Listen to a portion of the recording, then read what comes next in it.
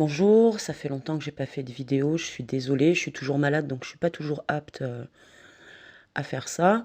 Je vois sur les réseaux, j'ai les questions qui s'accumulent, je les ai pas toutes lues. J'ai pris les premières qui venaient, sur TikTok et sur Instagram. Au fur et à mesure, je descendrai, je répondrai à tout. Donc aujourd'hui, je vais essayer de répondre rapidement, enfin rapidement, c'est relatif chez moi. Je vais essayer de répondre en tout cas à quelques questions. Bonjour, je suis comme toi, j'ai fait la formation manucure russe, mais je la fais pas. Bah écoute, si tu la maîtrises pas, c'est très bien de pas la faire. Moi, j'ai fait, sans te mentir, j'ai fait quatre fois la formation, je crois, avec 4 professeurs différents. Et je la maîtrise pas, donc je la fais pas. C'est aussi simple que ça. Avoir un certificat de formation, ça veut pas dire que tu sais faire, ça veut juste dire qu'on t'a transmis un enseignement. Après, il y a un travail derrière. La ponceuse, c'est dangereux pour les ongles. Non, ce qui est dangereux, c'est le manque d'hygiène et la mauvaise utilisation. C'est toujours pareil. J'ai déjà dit dans plein de vidéos, il n'y a pas de mauvaise machine, il n'y a que des mauvais utilisateurs. Si tu prends ta voiture et que tu roules à 90 alors que c'est limité à 50, eh ben forcément là, t'es dangereuse. Ben, la ponceuse, c'est pareil. Bonjour, je suis esthéticienne. Travailler à la ponceuse sur un ongle fragilise la tablette et peut détruire la matrice. Prothésiste ongulaire devrait être interdit. Bonjour. Alors, d'abord, sachez que dans tous les métiers, il y a des bons et des mauvais. J'imagine qu'en esthétique, il y a des bonnes esthéticiennes et des moins bonnes. En prothésie ongulaire, c'est pareil et c'est valable pour tous les métiers, hein. Il y a des bons serveurs et des mauvais serveurs, hein. D'accord? La ponceuse, ce qui abîme, ce qui fragilise la tablette, c'est le ponçage intensif. C'est ce que vous pouvez également faire à la lime. Il n'y a pas de problème là-dessus. Donc j'en reviens à ce que je disais tout à l'heure, il n'y a pas de mauvaise machine, il n'y a que des mauvais utilisateurs. Je vous rappelle quand même qu'en prothésie angulaire, c'est valable en esthétique. Quand on travaille sur un ongle, on est censé travailler que sur la couche supérieure de l'ongle. À aucun moment, on est censé franchir la couche intermédiaire et ainsi de suite. Donc normalement, quand la ponceuse est utilisée dans de bonnes conditions, il n'y a aucune raison de fragiliser la tablette. Ensuite, abîmer la matrice, franchement, il faut y aller, quoi, hein. Soit il faut traverser le repli proximal, soit il faut complètement traverser la tablette, quoi. Donc, je pense que la cliente aura gueulé largement avant. Maintenant, effectivement, on peut créer des, des traumatismes du lit de l'ongle avec la ponceuse, ça c'est vrai, qui peuvent entraîner une altération de la croissance de l'ongle, ça c'est vrai aussi. Mais détruire la matrice, franchement, faut y aller, madame, hein, vraiment. Moi, je fais pas la manucure russe et mon travail est propre. Oui, bah oui, il n'y a pas de problème là-dessus. Je sais pas ce que vous avez tout aujourd'hui, mais moi, quand j'ai commencé ma première formation, on nous apprenait à poser la couleur à un demi-millimètre, voire un tiers de millimètre de la cuticule. Plus tard, on nous a appris à mettre la couleur proche, quasiment collée à la cuticule. Et plus tard, on nous apprend, la manucure russe, à poser la couleur sous la cuticule. Mais les 3 façons sont bien. Personne n'a jamais dit que la manucure russe était obligatoire pour faire de beaux ongles. Personne n'a jamais dit que de poser la couleur à un tiers de millimètre de la cuticule, c'était pas bon. Non, c'est juste 3 façons de faire différentes. C'est tout, c'est 3 prestations différentes. À partir du moment où, dans tous les cas, tes ongles ils sont bien limés, tout est bien posé, il n'y a pas de creux, il n'y a pas de bosse, il n'y a pas de trou, ça part pas en travers, ça monte pas en l'air, il n'y a aucun problème. Vous voyez ce que je veux dire ou pas? Il faut arrêter avec les idées reçues, hein, comme ça. C'est juste 3 prestations différentes, mais les 3 sont correctes. Bonjour, j'ai fait ma formation prothésiste ongulaire, mais j'ai laissé tomber parce que je suis pas douée. C'est dommage. C'est dommage et c'est même, pardon, mais c'est idiot. Être doué, ça veut dire quoi? Ça veut dire que tu auras des facilités. Et je vais tourner ça dans l'autre sens. Être pas doué, ça veut dire quoi? Ça veut dire que tu vas devoir travailler 100 fois plus que les autres pour obtenir le même résultat. C'est tout. C'est, moi, je suis pas douée, hein, pour faire les ongles, hein. J'apprends une technique, il faut que je la fasse 100 fois, 150 fois, 200 fois, j'en sais rien, mais pour la maîtriser. Maintenant, j'ai des collègues qui sont doués, qui arrivent en 2 jours. Alors, c'est rageant, bien sûr, mais ça veut pas dire que tu peux pas y arriver. Ça veut juste dire qu'il va falloir travailler 3 fois plus que les autres. C'est tout. Moi, je trouve que tu as baissé les bras un petit peu vite. Ah ben, ça recommence. La manicure russe, ça fait mal. Bah non. Quelle que soit l'activité que tu fais sur un ongle, quoi que tu fasses sur l'ongle, à aucun moment la cliente doit ressentir de la douleur. À aucun moment. Si ça fait mal, c'est que c'est toi qui merdes quelque part. C'est pardon, hein, mais c'est vrai, c'est que tu appuies trop fort, c'est que ta vitesse n'est pas adaptée, c'est que... Enfin, à aucun moment tu dois faire mal. La cliente, elle sent rien. Jamais. Bonjour, j'aime beaucoup tes émissions, je les ai toutes vues, même si quand même une fois t'as dit une grosse connerie. J'ai dit une grosse... Ah oui, oui, oui, oui, oui, oh pétard, oui, je crois que celle-là c'était la plus grosse connerie de toute ma vie d'ailleurs. Oh purée. Euh, Alors je sais pas si c'est de ça que tu parles, mais enfin c'est le truc qui me vient à l'esprit, donc j'imagine que c'est ça. Une fois on parlait des pop-it et j'ai dit que je voyais pas l'intérêt des pop-it. Et ça a été la plus grosse connerie de toute ma vie. Euh, Après, c'est de ma faute, hein. Je vais vous expliquer, parce que le pop-it, pour vous, c'est peut-être nouveau, hein, je sais pas, mais le pop-it, ça existe depuis longtemps. J'ai même presque envie de dire depuis toujours, hein. Au début, quand il y avait la résine, il y avait déjà le pop-it, quoi. Et moi, c'est une technique, le pop-it, voilà. Et le truc, c'est que je suis restée, voilà, c'est une leçon que j'ai apprise, il faut jamais rester sur ses acquis. Ça, c'est s'il y a une leçon à apprendre dans cette histoire, c'est ça. Et du coup, tout le monde se mettait à parler du pop-it. Je dis: «Mais qu'est-ce qu'ils ont avec ça? Franchement, mais n'importe quoi». Et en fait, du coup, je suis allée faire une formation et je me suis dit: «S'ils en parlent, c'est qu'il y a une raison quand même». Et effectivement, bien sûr qu'il faut apprendre cette technique. Oui, alors ça, j'ai vraiment dit une grosse connerie. C'est une super technique, on gagne un temps fou, c'est super intéressant, ah ouais, non, non, faut oui, oui, là, j'ai dit une grosse après, bref de prothésiste, c'est pas, j'ai pas la prétention de tout savoir. Moi, je vous partage c'est du partage, en fait. Je partage une expérience, un point de vue, heu, tout est basé sur mon expérience personnelle. Donc il y a pas de j'ai pas la prétention de tout savoir et à aucun moment je vous dis: «Il faut faire comme ça et pas autrement». Je vous partage mon avis.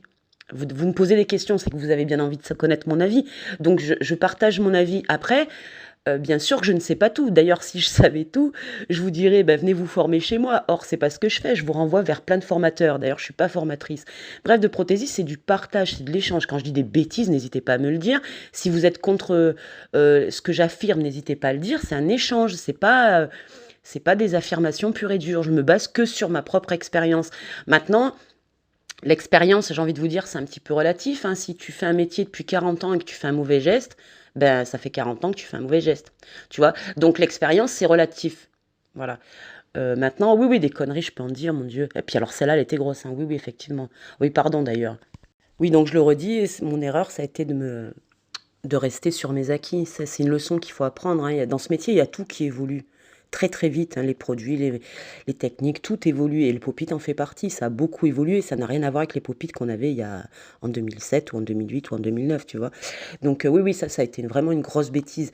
Après, j'ai aussi... je suis pas une grande oratrice. Je devrais pas faire cette émission en réalité, parce que je sais pas bien m'exprimer à l'oral. Je devrais pas faire ça.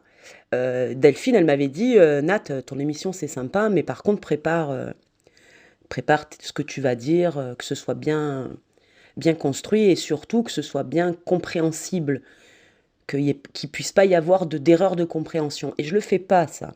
Donc c'est aussi de ma faute. Je te dis ça parce que je me suis fait, tacler sur la pause américaine, parce que j'ai dit que je voyais pas l'intérêt. Encore une fois, je le redis, il y a pas de mauvaise technique, tout est bon, il y a que des mauvais utilisateurs. Seulement des fois, je vous dis, la synthèse de ma pensée et je vous donne pas les explications. J'ai rien contre la pose de capsule américaine, hein. C'est une technique qui est très bien quand elle est faite dans les règles, qui s'imposent. Heu, Moi, ce qui me dérange dans la capsule américaine, c'est que tout le monde fait tout et n'importe quoi et on se retrouve avec, soit des blessures qui ne devraient pas y avoir, soit des allergies qui théoriquement ne devraient pas y avoir. Voilà, donc je dis: «Je vois pas l'intérêt». En plus, toutes nos techniques professionnelles sont accessibles aux particuliers, hein, ça a toujours été. Elles ont accès au gel, au chablon, au tout. Mais la capsule américaine, c'est encore plus facile. Donc, on se retrouve avec des particuliers qui font ça, qui utilisent n'importe quoi comme produit, qui se retrouvent avec des brûlures chimiques, des arrachements de plaques, des allergies à tout va, etc., etc. Donc, je dis, je vois pas l'intérêt de cette technique, mais je vous ai donné que la synthèse, en fait. C'est juste qu'on voit beaucoup de, de, de choses par rapport à la pause américaine qui ne devrait pas y avoir, en fait. Voilà. Donc des fois, c'est vrai que je m'exprime mal. Mais c'est de ma faute, hein, c'est complètement de ma faute, hein. On m'a donné un conseil que je n'ai pas suivi. Donc c'est complètement de ma faute. J'en reviens à ce que je dis depuis le départ, il n'y a pas de mauvaise technique, il n'y a pas de mauvais produits, il n'y a que des mauvais utilisateurs. Voilà. Les anciens, ils disaient ça et franchement, ils ont raison. Oui, j'en rajoute encore, j'avais oublié un truc. Une fois, j'avais fait une vidéo sur le PrEP et le primer. Et donc j'avais dit qu'il fallait mettre le PrEP et le primer, acide ou sans acide, selon le type d'ongle, etc. Et j'avais expliqué mon truc, enfin bref. Et je me suis fait lyncher derrière. Parce qu'il y a des filles qui disent, moi je mets pas de PrEP ni de primer, ça tient très bien, je mets même pas de base, blablabla, ça tient très bien. Vous racontez n'importe quoi, tu racontes n'importe quoi, tu dis de la merde. Enfin, on m'a même dit, on m'a même donné des insultes, etc. On m'a même dit, les fabricants, ils font ça pour gagner de l'argent, nanani nanana, enfin bref. Et je vais vous amener juste à une petite réflexion, hein, légère, après vous faites comme vous voulez, hein. Un flacon de PrEP, ça coûte quoi? Ça coûte même pas 10 balles, hein, d'accord? Ça vous dure la vie des rats. Vous croyez vraiment que le fabricant, il compte là-dessus pour faire son chiffre d'affaires, sans déconner? Et le primer, c'est pareil, hein, j'ai envie de vous dire. Vous croyez vraiment que les fabricants, ils font ça pour gagner de l'argent? Vu le temps que ça dure un flacon et la quantité que vous mettez, vous croyez que c'est ça qui fait leur chiffre d'affaires? Juste comme ça, accessoirement, ouais. Je vous le dis. Après, effectivement, si vous avez un ongle très sec, vous l'avez désinfecté, c'est peut-être pas la peine de le déshydrater. Ça, je peux le concevoir. Mais ensuite, le reste, il faut le mettre, quoi. Enfin, après, encore une fois, moi, je dis des trucs, je travaille de cette façon-là. C'est la mienne. Après, vous faites bien comme vous voulez. C'est toujours pareil. Moi, je dis pourquoi je fais ça. Après, vous faites bien comme vous voulez. C'est pas la peine de venir m'insulter derrière en me disant les fabricants, ils font ça pour gagner de l'argent. Ouais, bah, je sais pas, réfléchissez un petit peu. Un flacon de primer, vous croyez qu'ils attendent après le primer ou le PrEP pour gagner leur vie, les fabricants? C'est pas ça, c'est pas sur ça qu'ils vont faire leurs chiffres.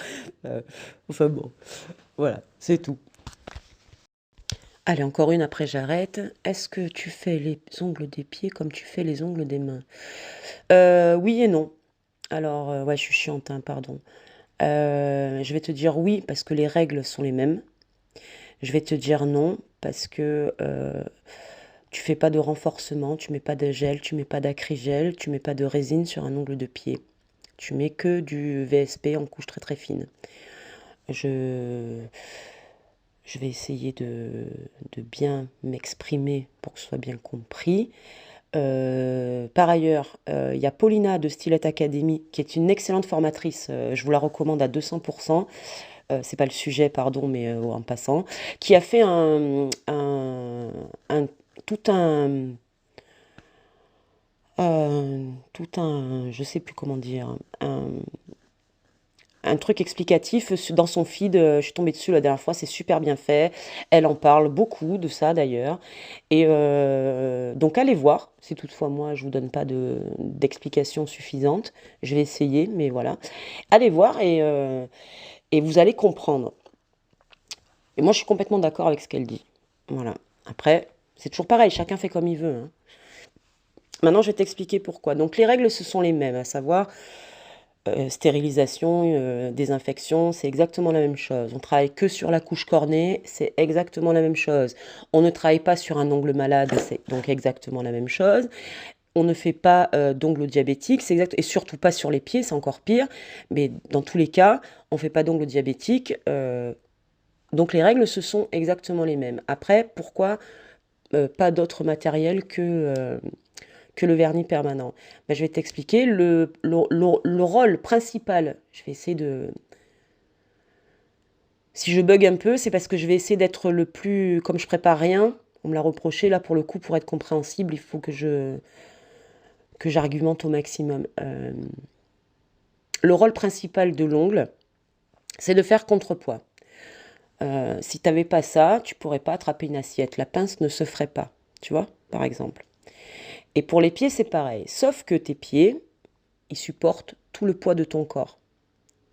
Tu vois, il y a cette contrainte-là déjà, de base. C'est quand même assez rare que quelqu'un marche sur ses mains, tu vois. À moins d'être acrobate ou je ne sais quoi, mais enfin, c'est quand même relativement rare. Donc, les mains n'ont pas cette contrainte-là. Tandis que les pieds l'ont en permanence. Ensuite, les pieds, bah, tu marches, tu cours, tu danses, tu sautes, tu fais du sport extrême, je sais, moi. Ils ont aussi cette contrainte-là. Troisième contrainte qu'ils ont aussi en permanence, c'est que nos pieds sont enfermés à 80% du temps dans des chaussures. Donc, il y a la contrainte de la chaussure aussi. Ensuite, je vais t'expliquer un truc, je ne sais pas si tu le sais. L'appareil inguéal, il est posé directement sur la phalange, sur l'os. Il n'y a pas de tissu entre les deux. Et il est relié à la phalange par des tendons. Ces tendons ont un peu le rôle, comment je vais t'expliquer, d'amortisseur comme sur la voiture, tu vois, selon les mouvements, ben, ça amortit, on va dire ça comme ça. J'espère que j'imagine bien le truc, je sais pas. Et donc tu cours, tu marches, tu sautes, tu danses, peu importe, il y a les chaussures, il y a tout. Donc ton ongle va subir des torsions qui sont tout à fait normales par rapport à l'activité que tu as avec tes pieds. Ok, jusque-là tu me suis. Quand tu mets un matériel dur dessus, gel, résine, acrygel, peu importe, ou même un renforcement, parce qu'on ne fait pas de renforcement non plus hein, avec les bases ou quoi hein, sur les pieds, tu vas créer ce qu'on appelle un conflit entre la volonté de l'ongle de suivre sa torsion normale due au mouvement que tu fais et le matériel qui est dessus qui l'empêche de suivre ce mouvement. Donc on va créer une tension au niveau de ces tendons. Et quand il se passe ça, à partir de là, il peut y avoir plein de trucs qui se passent. Des onycholises, l'ongle se détache du lit de l'ongle.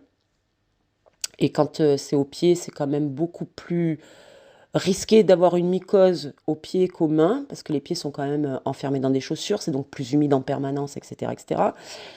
On peut avoir des hématomes, comme si tu avais pris un coup sur le pied, sauf que c'est juste parce que l'ongle n'a pas pu faire sa torsion, du coup ça a forcé et les vaisseaux ont pété, quoi. Donc tu as un hématome sous l'ongle. Il peut y avoir des déviations de l'ongle, du coup, bah, au lieu de pousser droit, il va se mettre à pousser en travers. Il peut y avoir des altérations de la croissance, bah, comme l'ongle est contraint, qui ne peut pas faire son activité, il va vouloir se renforcer, donc il va s'épaissir. On peut avoir des ongles incarnés, du coup, puisque le produit se rétracte aussi, il ne faut pas l'oublier, et ça va créer aussi des ongles incarnés, des ongles qui vont se mettre à onduler comme ça, juste d'un côté, t'es plat, puis d'un coup tu as une grosse bosse sur le côté, plein de choses comme ça, mais qui sont dues au fait d'avoir du matériel dessus. Voilà, donc j'espère que ce que j'ai dit c'est clair, je sais que je m'exprime pas bien, hein, j'en suis désolée, je fais au mieux en tout cas. Donc on ne fait pas de reconstruction sur les ongles, c'est le podologue qui fait ça pour moi. Maintenant, c'est toujours pareil, vous faites comme vous voulez. Chacun fait comme il veut. Moi, je ne le fais pas. Paulina, elle vous le dit, elle ne le fait pas non plus. Si toutefois vous ne croyez pas moi, j'espère que vous la croirez elle. Voilà. Allez voir sur son feed, franchement, c'est super intéressant. D'ailleurs, il y a plein de trucs intéressants sur son feed. C'est une super formatrice, hein, vraiment. Voilà, je vais m'arrêter là pour aujourd'hui. Il y a encore plein de questions. Je suis vraiment désolée. Je vais essayer de répondre à tout. Si jamais, ben, recopier-coller votre question, qu'elle remonte, etc. Voilà, je fais au mieux. Mais vraiment, ça dépend de mon état de santé et ça, c'est indépendant de ma volonté. Voilà. Bon, écoutez, ben, je vais vous laisser. Bonne journée et merci encore. À bientôt.